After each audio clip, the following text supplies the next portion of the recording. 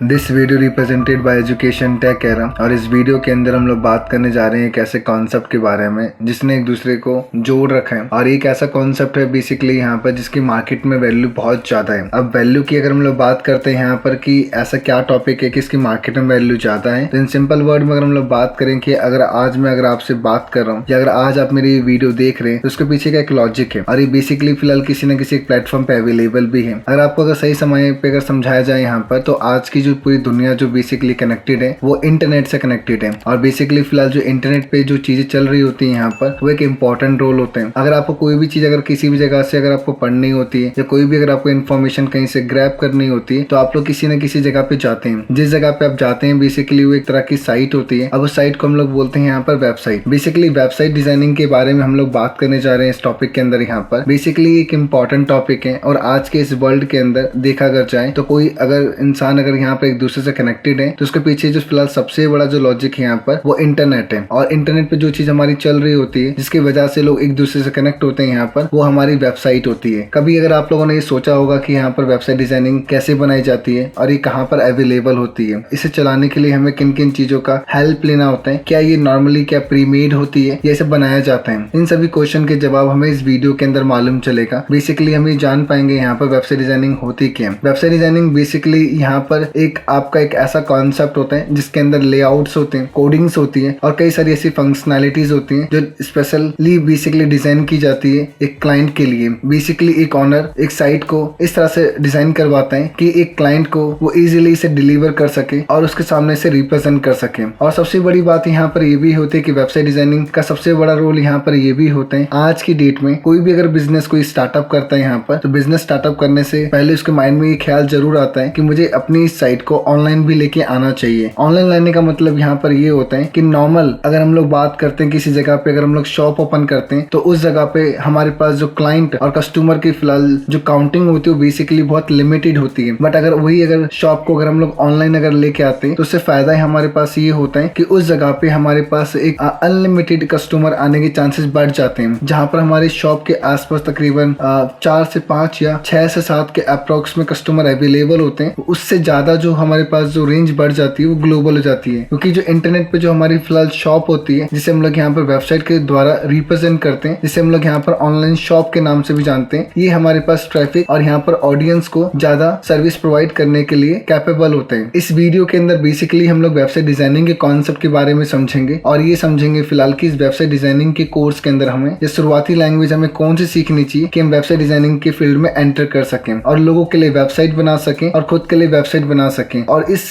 Skill की market में value बहुत ज्यादा है। अगर आप इस वैल्यू को अगर समझे और अंडरस्टैंडिंग करें तो बेसिकली किसी न किसी प्लेटफॉर्म पे जाके आप सर्च करें कि बेस्ट प्रोफाइल या बेस्ट जॉब कोडिंग से रिलेटेड आपको जॉब्स वहां पर रिकमेंड हो जाएंगे। किसी भी जगह पे किसी भी साइट पे अगर आप जाकर के सर्च करते हैं यहाँ पर वेबसाइट डिजाइनिंग जॉब, तो उस जगह पे कई सारी वैकेंसीज अवेलेबल है जहाँ पर आप अपने को उस जगह पे जाकर के फिट कर सकते हैं। बट उसके लिए आपको एक स्किल सीखनी पड़ेगी, उसकी नॉलेज आपको अच्छे से होनी चाहिए। वेबसाइट डिजाइनिंग की इस क्लास के अंदर हमें पहली जो लैंग्वेज सीखनी चाहिए इसके बारे में हमें नॉलेज होनी चाहिए कि हमें कौन सी स्टार्टिंग लैंग्वेज सीखनी चाहिए इस फील्ड में एंटर होने से पहले। बेसिकली हमें जो मालूम होना चाहिए और जो आप जो अंडरस्टूड करेंगे इसके अंदर यहाँ पर जो इनिशियली जो टर्म लैंग्वेज होती है उसको हम लोग यहाँ पर HTML बोलते हैं। अब बेसिकली इस वीडियो के अंदर हमें ये मालूम होना चाहिए HTML क्या होता है और बेसिकली इस वीडियो के अंदर हम लोग यहाँ पर ये जानेंगे HTML का इंट्रोडक्शन, HTML क्या है, कैसे लिखी जाती है, इसके सिंटेक्स क्या है, इसके फीचर क्या है, किसको क्या बोलते हैं, कैसे वो काम करते हैं, इसके बारे में नॉलेज होनी चाहिए हमें। यहाँ पर हम लोग जो स्टार्टिंग लैंग्वेज सीख रहे हैं उसको HTML बोलते हैं और जो वर्जन सीख रहे हैं इसके अंदर यहाँ पर 5 सीख रहे हैं। इस वीडियो के अंदर हम यहाँ पर बेसिक से एडवांस कॉन्सेप्ट को कवर अप करेंगे HTML के। अवर HTML video develop for the beginner and professionals. Basically ये उन लोगों के लिए है जो बिगिनर हैं, प्रोफेशनल हैं, उनको बेसिकली एक्सपर्टीज प्रोवाइड करने के लिए इस वीडियो को बनाया जा रहा है उनके लिए। In our video every topic is given step by step so that you can learn it in a very easy way. Basically इस वीडियो को इस तरह से डिजाइन किया गया कि सभी टॉपिक को स्टेप बाय स्टेप आपको बताया जाएगा जो कि आप इसे इजीली और आसानी से सीख पाएंगे और अंडरस्टूड कर पाएंगे बेसिकली HTML है क्या और हमें किस लैंग्वेज किस पर्पस के लिए इसे सीखना चाहिए। बेसिकली अगर आप इस फील्ड के अंदर नए हैं तो आपको यहाँ पर सीखना चाहिए सबसे इनिशियली लैंग्वेज जिसे हम लोग यहाँ पर HTML बोलते हैं। और ये HTML के टॉपिक को जो आपको बताया जाएगा यहाँ पर बेसिक से प्रोफेशनल लेवल पर बताया जाएगा और इसके बाद आप कोई भी अनदर और भी लैंग्वेज को सीख सकते हैं जिसके अंदर अंदर डिजाइनिंग के लिए CSS यूज कर सकते हैं और यहाँ पर लॉजिकली कॉन्सेप्ट को इम्प्लीमेंट करने के लिए जावास्क्रिप्ट आप सीख सकते हैं। बेसिकली हमारी जो HTML जो लैंग्वेज है ये एक स्ट्रक्चर लैंग्वेज है, तो उसकी भी नॉलेज और अंडरस्टैंडिंग भी आपको अच्छे से होनी चाहिए और आप इतने कैपेबल हो जाएंगे कि बेसिकली आप इसके अंदर अपनी खुद की इंटरैक्टिव और डायनामिक साइट वेबसाइट को भी बनाना सीख जाएंगे। बट इस वीडियो के अंदर हमें जो फोकस करना है यहाँ पर ओनली HTML पे करना है और किसी लैंग्वेज पे नहीं करना है। हमें पहले ये मालूम होना चाहिए कि HTML क्या होता है और ये किस तरह से हैंडल होता है। तो पहले हमें ये टॉपिक के बारे में नॉलेज होनी चाहिए कि HTML को किस तरह से लिखा भी जाता है। असल में अगर देखा जाए यहाँ पर तो HTML के अंदर कई सारे ऐसे मेजर कॉन्सेप्ट्स हैं जिनके बारे में नॉलेज होनी चाहिए हमें, और ये कैसे इम्प्लीमेंट होता है इसकी भी नॉलेज होनी चाहिए। सबसे बड़ी बात यहाँ पर ये आती है कि इसके ऐसे कौन से मेजर कॉन्सेप्ट्स हैं जिनके बारे में हमें अंडरस्टैंडिंग होनी चाहिए। पहले अगर मेजर कॉन्सेप्ट की अगर हम लोग बात करते हैं इसी के अंदर यहाँ पर कि HTML stand for hyper text markup language. Basically hyper text markup language का मतलब यहाँ पर ये होता है कि एक ऐसी लैंग्वेज जो बेसिकली यूज में जो लाई जाती है यहाँ पर वेब पेज को क्रिएट करने के लिए लाई जाती है। तो ये हमें अच्छे से मालूम होना चाहिए यहाँ पर कि वेब पेज क्या होता है। तो इस टॉपिक के अंदर, इस वीडियो के अंदर हमें आगे जाकर के इसके बारे में नॉलेज होगी और अंडरस्टैंडिंग भी हम लोग अच्छे से करेंगे। बेसिकली इसमें इतना समझे भी यहाँ पर कि HTML को बेसिकली हम लोग यूज करते हैं यहाँ पर वेब पेज डिजाइन करने के लिए। नेक्स्ट वन आता है हमारे पास यहाँ पर कि HTML is used to create the web pages and web application. आप इसके अंदर यहाँ पर वेब पेज तो बना ही सकते हैं, इसके अलावा आप यहाँ पर इसे वेब एप्लीकेशन के लिए भी आसानी से यूज कर सकते हैं। नेक्स्ट वन जो आता है हमारे पास यहाँ पर कि HTML is widely used language on the web, और ये आपको अच्छे से मालूम होना चाहिए यहाँ पर कि HTML बेसिकली यूज सबसे ज्यादा होती है वेब के लिए। We can create a static website by HTML only. Basically हम लोग HTML की मदद से डायनामिक साइट तो नहीं बना सकते, बट हम लोग इसको जो जानते हैं जो इसके थ्रू क्रिएट होता है वो स्टैटिक वेबसाइट क्रिएट होती है, जिसके बारे में नॉलेज और अंडरस्टैंडिंग भी होनी चाहिए। स्टैटिक का मतलब यहाँ पर ये होता है एक ऐसी साइट जिसे मैन्युअली एडिट किया जाता है। नेक्स्ट वन आता है technically HTML is a markup language rather than A programming language. असल में ये टॉपिक जो बेसिकली है, अगर देखा जाए यहाँ पर टेक्निकली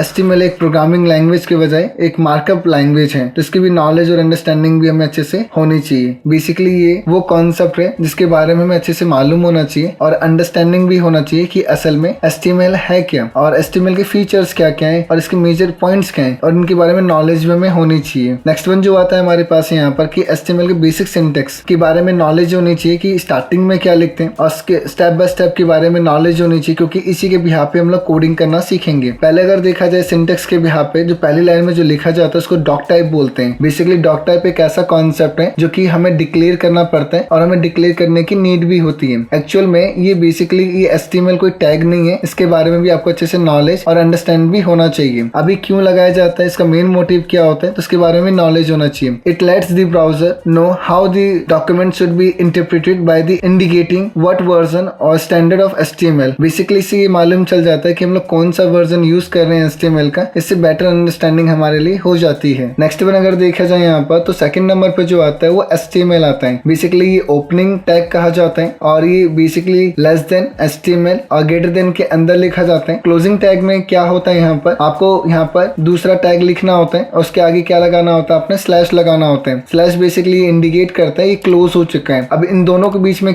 कौन से कोड लिखे जाते हैं इसकी हमें नॉलेज और अंडरस्टैंडिंग भी होनी चाहिए। The HTML tag represent the root of an HTML document. The HTML tag is the container for the all the other HTML element. Basically हमें मालूम होना चाहिए यहाँ पर कि HTML tag basically root होता है हमारे HTML document का, और ये HTML tag basically कई सारे HTML elements को contain करके अपने अंदर रखता है, तो उसकी भी नॉलेज होनी चाहिए। यानी कि अगर हम लोग इजीली समझे तो जितनी भी हमें कोडिंग करनी होती है हमें HTML के अंदर ही लिखना होता है। HTML ओपनिंग और क्लोजिंग के अंदर ही हमें यहाँ पर मेंशन करना होता है। नेक्स्ट वन जो आता है हमारे सामने, इसको बोलते हैं हम लोग हेड बोलते हैं, और हेड का ओपनिंग टैग और क्लोजिंग टैग कुछ इस तरह से लिखा जाता है, तो इसकी भी नॉलेज और अंडरस्टैंडिंग भी हमें अच्छे से होनी चाहिए। और ये वेबसाइट के अंदर एक इंपॉर्टेंट एस्पेक्ट होता है, इसकी भी नॉलेज होनी चाहिए। The head tag is an HTML element used to define the head section of an HTML document. Basically ये मालूम होना चाहिए इसी के अंदर यहाँ पर कि हम लोग इसे क्यों यूज करते हैं और किस पर्पस के लिए इसका यूज होता है, और ये बेसिकली कहाँ लिखा जाता है, तो HTML डॉक्यूमेंट के अंदर लिखा जाता है, तो इसकी भी नॉलेज और अंडरस्टैंडिंग होनी चाहिए। The head section contain the metadata which simply means data about data.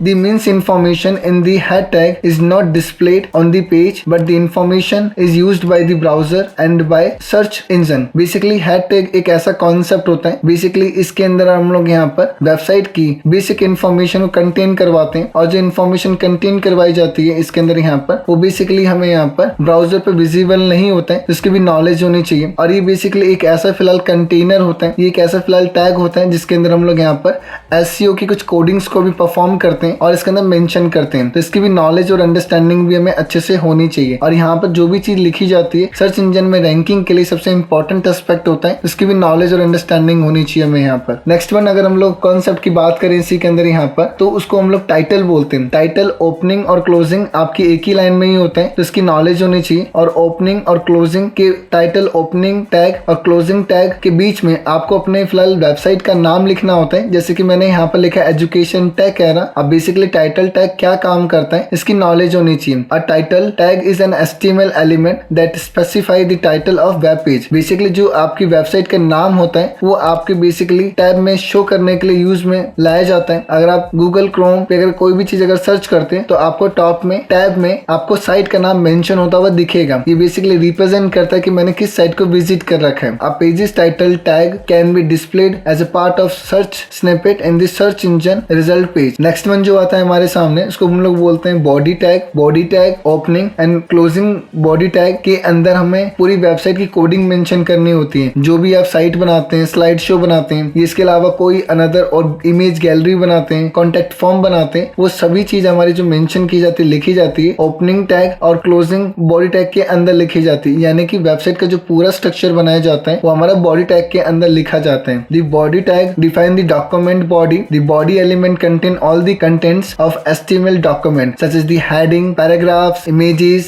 hyperlinks, tables, list, etc. Note: there can only be one body element in HTML document. तो बेसिकली हमें इतना मालूम और क्लियर होना चाहिए इसी के अंदर कि जो बॉडी टैग होता है वो मोस्टली HTML की कोडिंग्स को कंटेन करके रखता है और उस आइटम को सिस्टमैटिक तरीके से रिप्रेजेंट करके आपको देता है ब्राउजर पे आउटपुट के फॉर्म में। अगर आप देखें तो इसमें एक एग्जांपल मेंशन किया गया है। बॉडी ओपनिंग टैग और क्लोजिंग बॉडी टैग के अंदर एक H1 मेंशन किया है। H1 असल में एक हेडिंग है और ये हेडिंग तकरीबन 6 होती है। तो H1 सबसे बिग लेटर को रिप्रेजेंट करते हैं और जो H6 होता है ये बेसिकली आपके स्मॉल लेटर को रिप्रेजेंट करते हैं। तो इसकी भी नॉलेज होनी चाहिए यहाँ पर। HTML heading tag are used to format heading on your page in order of importance. The H1 tag is one that comes first and show search engine what content can be expected on the rest of page. Basically हम लोगों ने यहाँ पर ये देखा कि HTML के अंदर कि HTML का जो सिंटेक्स किस तरह से लिखा जाता है। बेसिकली जो HTML का जो सिंटेक्स लिखा जाता है वो कुछ इस तरह से लिखा जाता है। तो इसके बारे में नॉलेज और हमें अंडरस्टैंडिंग भी अच्छे से होनी चाहिए। इस वीडियो में सिर्फ इतना ही। अगर ये वीडियो अगर आपको अच्छी लगी तो इस वीडियो को लाइक कीजिएगा, वीडियो को शेयर कीजिएगा और चैनल को सब्सक्राइब कीजिएगा। Thank you.